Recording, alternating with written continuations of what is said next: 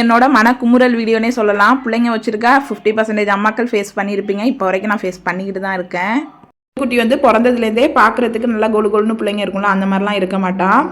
அந்த 3 மாதத்தில் ஊருன்னு சொல்லுவாங்களா, அது வந்து இதன் குட்டி ஊறலை. ஒரு நார்மல் வெயிட்டில் தான் இருப்பான் எப்பயுமே. ஆனால் வெயிட் கம்மியாலாம் இருந்ததில்லை. அந்த ஏஜுக்கு கரெக்டான வெயிட் தான் அப்படின்னு தான் டாக்டர் இப்போ வரைக்குமே சொல்லிக்கிட்டு இருக்காங்க. குட்டியை பார்க்குறவங்க 3 மாசத்துல சொல்ல ஆரம்பிச்சவங்க தான் இன்னும் ஊறாமே இருக்கான்னு இப்போ வரைக்கும் சொல்லிக்கிட்டு தான் இருக்காங்க. இவன் என்ன இப்படியே இருக்கானே, ஒல்லியாவே இருக்கானே, எதுவும் சாப்பிட கொடுக்குறியா பண்ணுறியா அப்படின்னு சொல்லிட்டு.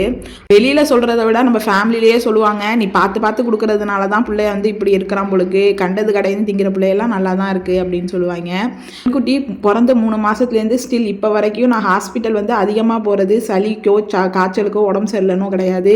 இதன் குட்டிக்கு ஏன் வந்து சதை உடம்புல போட மாட்டேங்குது, என்ன கொடுக்குறது, என்ன பண்ணுறது அப்படின்னு தான் சொல்லி கேட்க போவேன். டாக்டர் சொல்கிற எல்லா ஃபுட்டுமே நான் வந்து சின்ன பிள்ளையிலேருந்தே அவனுக்கு ஒன்று பார்த்து தான் கொடுத்துக்கிட்டு இருக்கேன். அவனுக்கே தெரியும் ஹெல்தி ஃபுட்னா என்ன, அன்ஹெல்தி ஃபுட்னா என்னன்னு.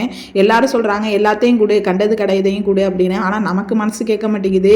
கண்டதும் கடையதையும் வந்து அந்த பிள்ளைக்கு கொடுக்கறதுக்கு நம்ம பார்த்து எந்த அளவுக்கு ப்ராப்பராக என்னென்ன செய்யணுமோ வீட்டிலேயே செஞ்சு எல்லாம் கொடுத்துக்கிட்டு தான் இருக்கோம். ரெடி பண்ணிக்கிட்டு இருக்க ராகி கூட 1 நாள் ஊற வச்சு 3 நாள் முளைக்கட்டி 2 நாள் வெயிலில் காய வச்சு அதுக்கப்புறம் வறுத்து அதை அரைச்சி அதை வந்து ஸ்டோர் பண்ணி அதுக்கப்புறம் தான் அதுலேருந்து அவனுக்கு ஃபுட்டு எல்லாமே செஞ்சு கொடுத்துக்கிட்டு இருக்கேன். எப்பயுமே டாக்டர் சொல்கிற ஒரே பதில், உங்கள் பிள்ளை ஆக்டிவாக இருக்கானா, எல்லா சாப்பாடும் சாப்பிட்றானா, அப்போ விடுங்க, வயசு வந்ததுன்னா ஆட்டோமேட்டிக்காக வந்து உடம்பு போட்டுருன்னு தான் சொல்லுவாங்க. நினச்சிக்கிட்டு நம்ம ஸ்ட்ராங்காக இருந்தாலும் சில பேர் பேசுகிறத பார்த்தா நமக்கு அப்படியே அப்செட் ஆயிரும். போய் அவங்கள்ட்ட ஒரு தடவை விளக்கம் கொடுத்துக்கிட்டு இருக்க முடியாது.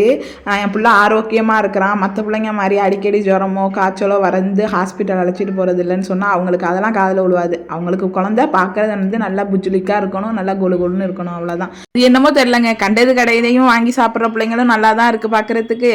ஃபோனில் ஆர்டர் போட்டால் வீட்டுக்கு வாசலுக்கே இந்த மாதிரி பவுடர்லாம் வருது, அதை செஞ்சு கொடுத்து சாப்பிட்ற பிள்ளைங்களும் நல்லா தான் இருக்குது. நம்ம ஒன்று ஒன்றையும் பார்த்து செய்கிற நம்ம பிள்ளை தான் இப்படி இருக்குது. இந்த மாதிரியெல்லாம் யாரெல்லாம் ஃபேஸ் பண்ணியிருக்கேன்னு கமெண்டில் சொல்லுங்கள்.